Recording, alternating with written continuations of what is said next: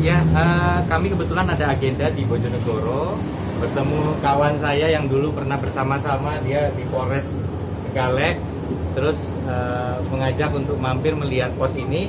Ya, dalam perjalanan kembali ke Surabaya kami mampir dan terkesan dengan layanan yang diberikan kepada masyarakat, termasuk yang terjaring untuk di rapid test pun dilayani dengan ramah. Jadi mudah-mudahan ini ya, tadi kami pesan dan kesan kami sampaikan, terus melayani dengan ramah namun tetap tegas karena kita ingin melindungi masyarakat. Pak, menanggapi dengan meningkatnya menjadi zona merah Kabupaten Bojonegoro, melonjaknya pasien bahwa COVID. Memang sekarang COVID bukan fenomena perkotaan saja, ya. Jadi kita juga jangan lengah. Tadi saya baru bertemu dengan asosiasi Gus ini, maksud saya dengan Gus Han dari Jombang. Beliau mengajak kita bersama-sama mengajak kepada rekan-rekan untuk lebih berhati-hati ya dengan kepatuhan menerapkan protokol. Tadi kita kemudian ditanya Gus tentang kenaikan kasus. Memang sekarang kasus COVID ini menyebar banyak di pedesaan. Jadi tadi dengan Gus yang juga jaga pesantren, tadi kita melakukan kegiatan sesuai protokol.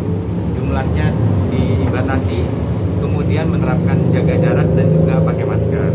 Nah, harapannya jangan sampai lebih banyak yang tidak patuh daripada yang patuh. Dan tidak mungkin semuanya dibebankan hanya kepada aparat dan petugas. Harus ada saling mengingatkan di tengah masyarakat. Karena Gus ini adalah tokoh masyarakat, kita mengajak rekan-rekan ya, Gus untuk ikut menjaga. Karena kalau nanti terus lebih banyak yang tidak patuh daripada yang patuh, pada saat kita evaluasi, ya mungkin jangan akhirnya harus solusinya menutup kegiatan. Padahal itu kan merugikan juga kalau terlalu banyak penutupan kegiatan. Maka kita berharap kepatuhan protokol yang dikedepankan. Kalau istilahnya Gus nih, pembatasan sosial itu berbasis protokol, tidak harus berskala besar. Terkait abainya orang kampung, mungkin di tingkat pedesaan banyak orang yang abai. Kadang-kadang ini ewu pakai ewu. Kalau saya lagi pakai masker di depan orang yang saya hormati, saya merasa bersalah. Kesannya saya takut sama orang yang sebenarnya saya hormati. Padahal kebalik, kalau kita pakai masker, ini justru kita melindungi orang lain. Jadi kalau kita hormat dengan orang, harusnya kita pakai masker. Karena justru kalau seseorang yang kena COVID itu tidak mengenakan masker, lalu yang sehat ini pakai masker, resiko penularannya itu hanya berkurangnya sedikit, 20%-an gitu, 20-25%. Saya ada angka persisnya ya, tapi kalau kebalikannya, justru yang sehat tidak pakai, yang tahu dia COVID itu pakai masker, itu bisa mengurangi sampai 70-an% kalau tidak salah. Nah, ini artinya sebenarnya kalau slogannya Bu Gubernur bilang maskerku melindungimu, maskermu melindungimu. Nah, bagaimana caranya di pedesaan? Ewu pakai ewu itu bisa kita atasi karena ini lagi pandemi.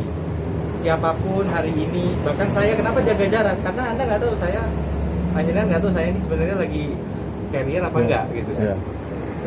Jadi pada saat jenengan pakai masker, saya nganggapnya jenengan ini sedang menghormati, melindungi saya. Sebaliknya saya juga melindungi jenengan dengan tetap mengenakan masker. Nah, mudah-mudahan ini tadi kita diskusi dengan Gus yang ada di mana Pak Pacul ya, di Pacul ya.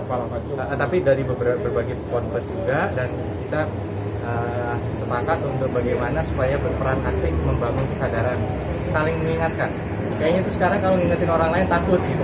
Padahal kita harus berani juga mengingatkan sesama, karena nggak mungkin mengandalkan aparat terus.